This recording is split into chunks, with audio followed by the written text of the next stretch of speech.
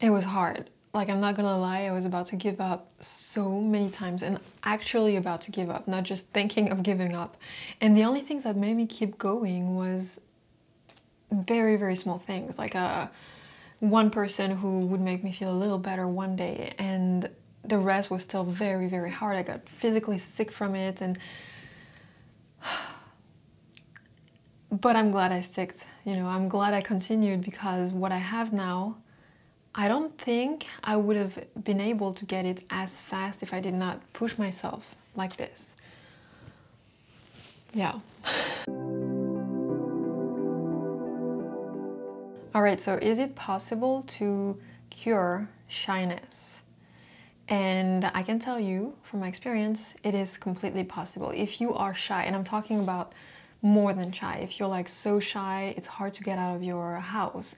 If you're so shy that, you know, you cannot talk in class. If you're so shy that, you know, you feel really paralyzed from a lot of situations, and you feel like it's impossible for you, like it's really hard to just do normal things like everyone else, and you're like, how could I do something else, something bigger, something louder, something, you know, that is harder? And I can tell you that I was exactly like that. There's like a few people watching me, and you know, you're like, oh, she's pretty comfortable. Like, I can't believe she used to be shy, you know? Like, sometimes I take a lot of space on set, and people, they just wouldn't believe it. And sometimes it does come back a little bit, and we're going to talk about this as well. But I can tell you, I'm going to describe you how I was, and I came from that to something else, and it was hard, but it is possible. And I'm going to give you, you know, like some tips on what really made a difference, and how you could do it less intensely than what I did, because I think what I did was kind of boot camp for shy people. And we're going to talk as well about the difference between shyness and introversion, and, you know, highly sensitivity, because today I'm way better on the shyness thing, even though it comes back a little bit, and, you know, we're going to talk about why. But I'm still, and I will always be, highly sensitive and an introvert, because these are personality traits. I always try to beat the French accent, but it's there. So yeah, these are personality traits. If you are, you have to accept it. You know, you accept that you're highly sensitive, you accept that you're an introvert. And sometimes, you know, you can be an introvert and not highly sensitive, but often it's kind of correlated. And it is a good thing. It is a good thing. Introverts and highly sensitive people are good people, and we have a lot of qualities. And I'm going to recommend some books as well that you can read for you to celebrate yourself if you're that, and know that it does not put you in a box. Like, introverts can still do public speaking. Yes. Introverts can still do dancing in the middle of everyone, you know, like all these things. They just, on some other moments, they will need more time to adapt, or they will need to kind of anticipate a little bit. So let's talk about that. So first, the difference between shyness and introversion. Shyness is something that anyone could have, even an extrovert. And it is basically from the lack of confidence. So I find that, you know, the reason why I got so much better was mostly because my confidence got better. But sometimes it was really a shock. Like, I wasn't believing, I wouldn't believe that I could do something. And then basically I was forced to do it, and then I survived, and I was like, oh, okay, so I did it, you know? So I wouldn't necessarily recommend doing it this way, but sometimes once in a while, having one of those violent experiences are going to make a difference. But mostly you're gonna have to work on your confidence. And I know this is hard. We're gonna be talking about this because, you know, it's like easy to say, yeah, just be confident. I hate when people say, yeah, just be like this, you know, as if you could, you know, as if you can. I think it really comes out of something else, and you have to feel it. And to feel it, you have to go through like a little thing, you know, parkour. I don't know how you say that in English. So when I don't know how to say something in English, I just talk with my hands. So yeah, shyness is from the lack of confidence, and you can totally get over it. Anyone can be shy, even extrovert people, even loud people, they can be shy. You know, let's say when it comes to public speaking, I know a lot of people who are very extrovert, very, you know, loud in real life, and they are so scared when I have to do public speaking. When I was scared, but I loved it when I had to do a presentation in high school, because I was studying my subject and I was proud of it. So whenever I have something that I'm actually passionate about, or that I feel like it's important to talk about, it comes over my fear. So there is also that thing that is going to go on top. But you see, like, I liked doing it because I was, you know, confident about my subject. Confidence.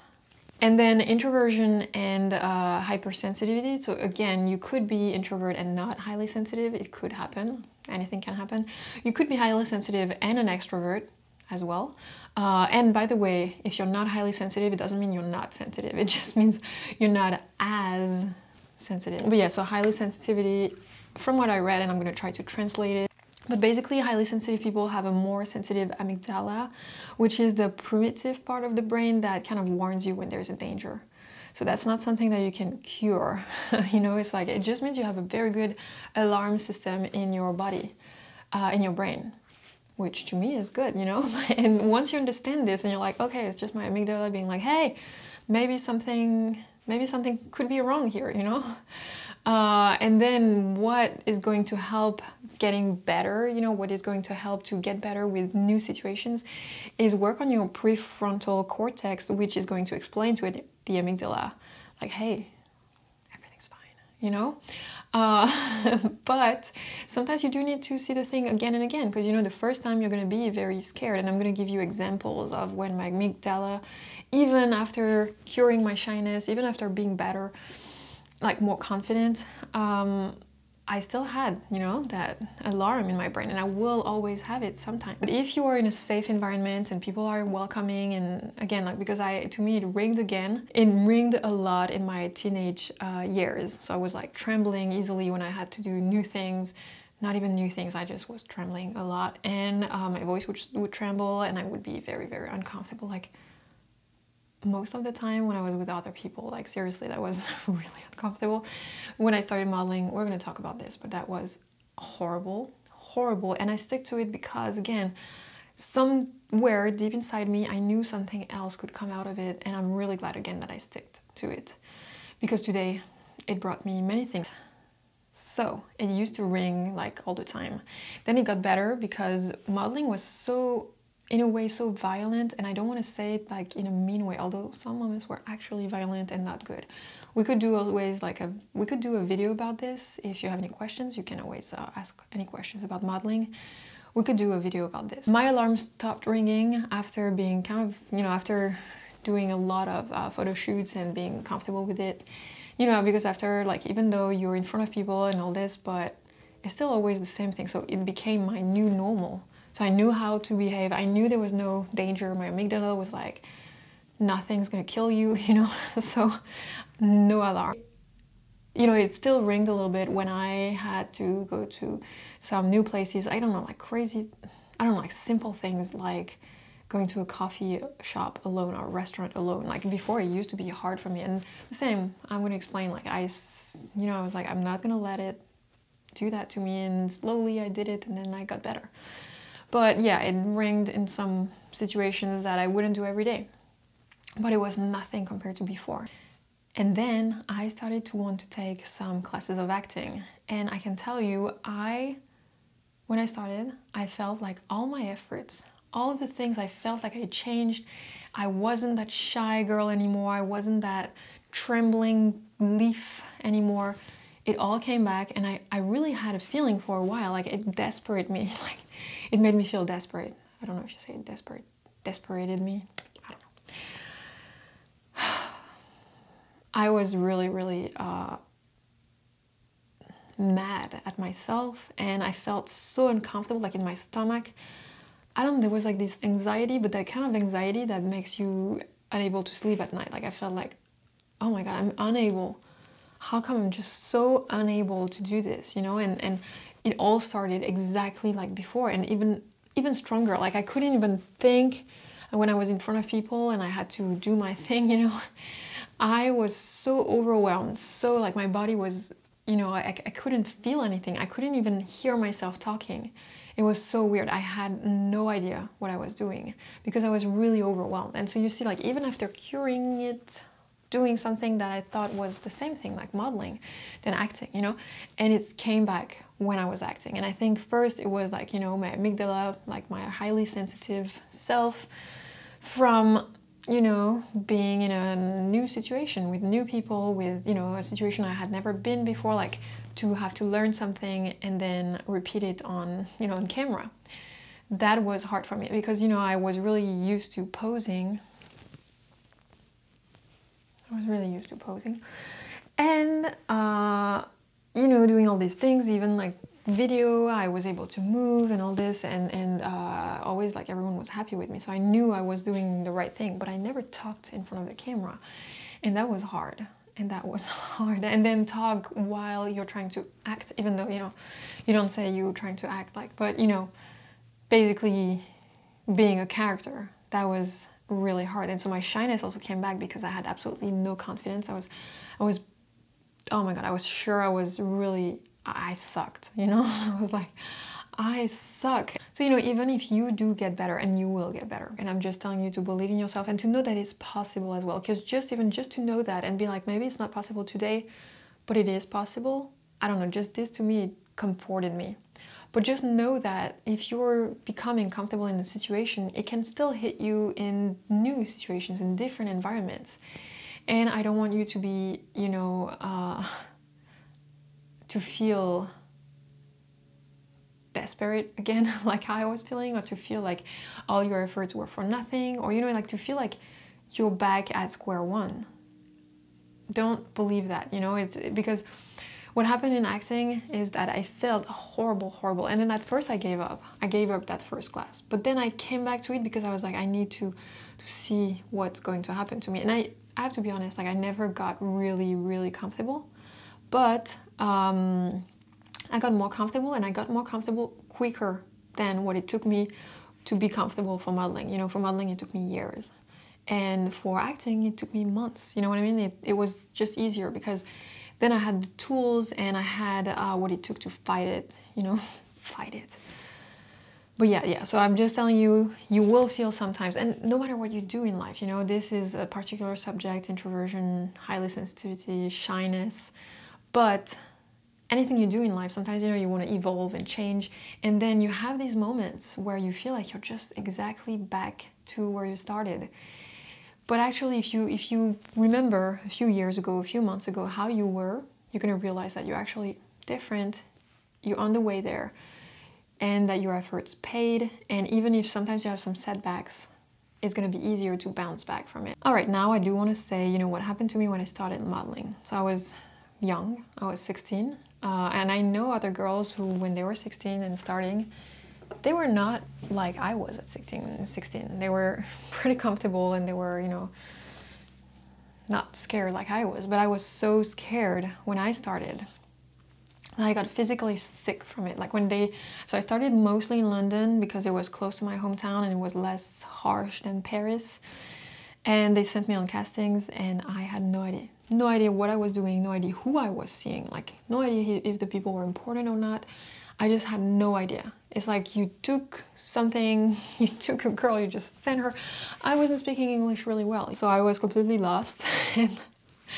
And I was overwhelmed because I kept seeing these people where you have to look a certain way, and then I had to walk a certain way, or I had to say things like, hello, I'm Helen, I'm from na, and I'm with this agency and blah blah. I wasn't even able to say that because I was so overwhelmed, my brain would just freeze. So I couldn't even say this. So I felt like I also looked very dumb. And yeah, it was like really hard. Like I was just feeling more than not confident. And I know people go through really much harder things than that, right? I'm conscious about it, and I know it, don't worry. But for me, for that time, for that thing, you know, it was really hard. And then there was a lot of pressure, you know, pressure on my body, pressure on like a lot of things. So much pressure, no confidence, fear. And I actually got sick from it. I had fever. I was really sick at night. Like I would throw up all night because just my body was just couldn't handle it, you know, like there was too much stress. And that was like when I started. And then there were photo shoots where I started and I had no idea where I was going, you know, again, same. And I was really overwhelmed to the point where it was hard for me to talk. I could not pose because I felt ridiculous, you know, again, all that no confidence thing. And it was really hard. And thank God I also met really wonderful people who made me feel at ease, but also who made me feel like what I was doing was enough. And then again, there was like there's another thing that I'm gonna make a video about it soon that I want to talk about, but how I struggled with all the pressure. And how that was also a big problem as well, and I think it's important to talk about it. But yeah, and then I went to Japan, where they sent me to Japan, and oh my god.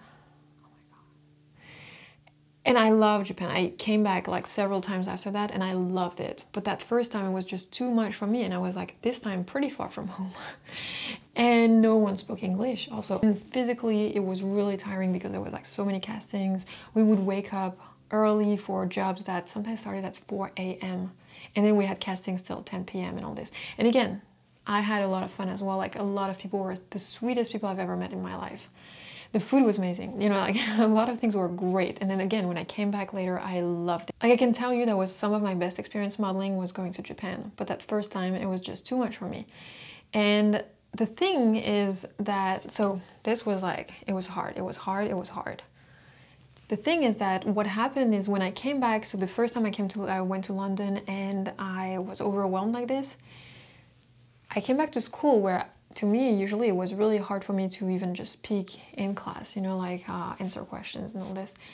And after that overwhelming experience, coming back to that environment that I knew, classroom, students, then I could do it, you know, I could actually participate in class. I could actually, you know, and that's why it's like, you know when they say that very cheesy sentence, the magic happens out of your comfort zone or something like that, it is actually true. But it doesn't happen immediately. It does not happen immediately.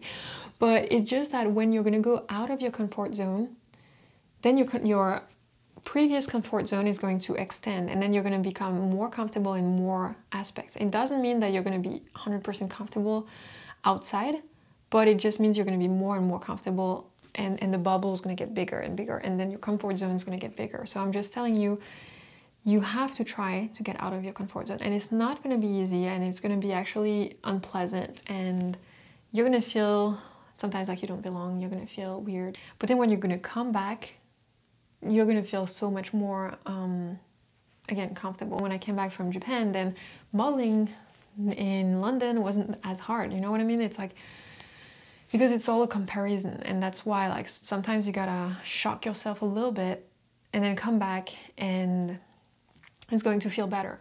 But again, I wouldn't recommend getting shocked to the point where it makes your body like sick, you know, because that was just too much stress. You know, ask yourself a question.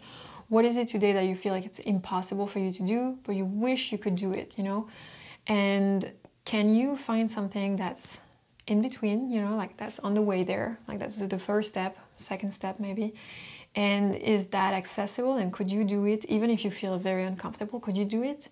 And then not, you know, then you come back to who you are, and maybe you leave yourself like for a few days, maybe for a week, you know, you let yourself rest, and then you go to the second step or third step, you know, and slowly you kind of shock yourself, but gentler than what I did to myself, you know. Like, you don't have to shock yourself like all at once.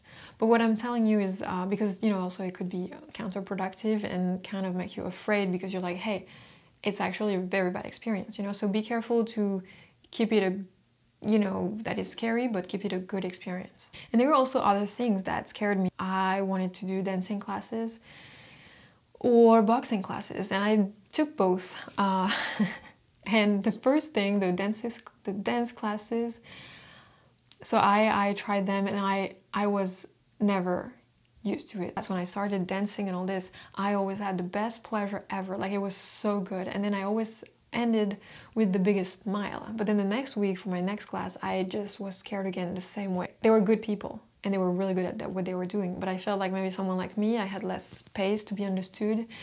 And it was pushing me every time, which was good, but it was maybe too much for me. So I ended up giving up. But maybe one day I'll go back to a different class, you know?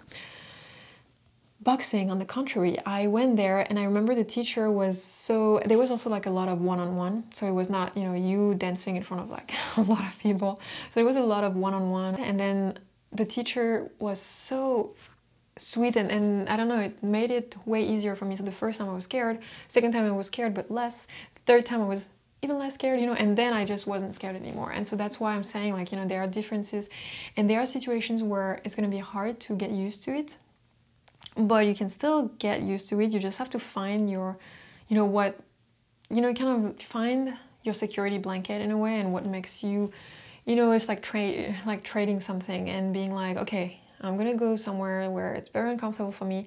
What do I need to make it a little less comfortable? What is the thing that's gonna soothe me? And sometimes you cannot have that thing, but sometimes you will, and most of the time you will be able to have that thing. And the same when I did acting, like the people were so, I mean, actors and acting people, they're just always so welcoming. And that's why, you know, they just made me feel like, even if I looked ridiculous, or even if I was really bad at, you know, doing my lines and all this, it felt like, hey, it's okay, because, you know, you're here to try and you're here to just try to express yourself, you know. And that's why it really felt welcoming.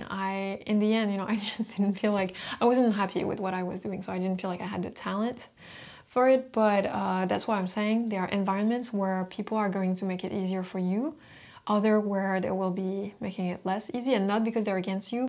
So I'm trying not to make that video too long, because I know I love talking, and especially, you know, doing the streams for Amazon, I learned to talk for a long time, and I'm really comfortable in front of the camera. And that is also for people who are not introverts and not shy, and not, you know, it's just like, you have to start somewhere and start doing instead of always planning, because truth is, you're not going to get better just planning. Like, you're actually not going to get better at all just planning. You have to test it and then react from, you know, what you do, because there's no way to know, or if you're going to be able to do what your plan says. Like, there was a lot of moments I'm like, yeah, I'm going to do things like this, like this, like this, and actually when you start, it just doesn't go like this at all. So just telling you, like, start. You don't have to publish it, you don't have to, you know, just start and see what you feel and how far you are from being comfortable, and then you just try to get closer. So all this just to tell you that sometimes you will feel like something is impossible, but it's just impossible now, you know, and you can make it more possible later, you know. And if it doesn't happen for some reason, it's also okay, as long as you try, you know, find the path that is going to make it easier for you. This is the first time I talk about something that's important for me, and I don't really know where to start, where to stop. So you know what, I think I said what I wanted to say, and then we could always do some more videos later. All this to say that don't put yourself in a box, and also know what is good about you over feeling like this, and you being, you know, overly sensitive and all this. There are a lot of good things with it, and I think for a long time I was looking at myself the wrong way. You know, I was like, why am I so weird? Why am I so uncomfortable in public situations? Why am I so uncomfortable with other people? Because I always had trouble fitting in a way. But again, this is not what you should be saying to yourself. And I think just celebrating the other things, like you feel more, which means you can be more overwhelmed sometimes, but you also feel more the beautiful things. And again, read these books, because they are going to help you have a different perspective about yourself. And I would say to start with Quiet, because I find that it's more accessible for everyone. I just want to say thank you so much for watching and listening to me. I hope you feel comfortable, whatever you are and whatever, you know, your struggle is. I just want you to know that you're not alone, because that also was a big struggle for me, like feeling alone, and I felt like I was the only one sometimes being that weird. You know, I was like, I know there might be a few other people, but they're not right around me. And actually, you're not alone, and there's a lot of other people struggling with the same things. So just know that you're not alone. Don't put yourself in a box, and know that you can make it easier slowly. Thank you for watching. Make sure you subscribe and hit the like button. I'll see you very soon with a new video. Bye guys.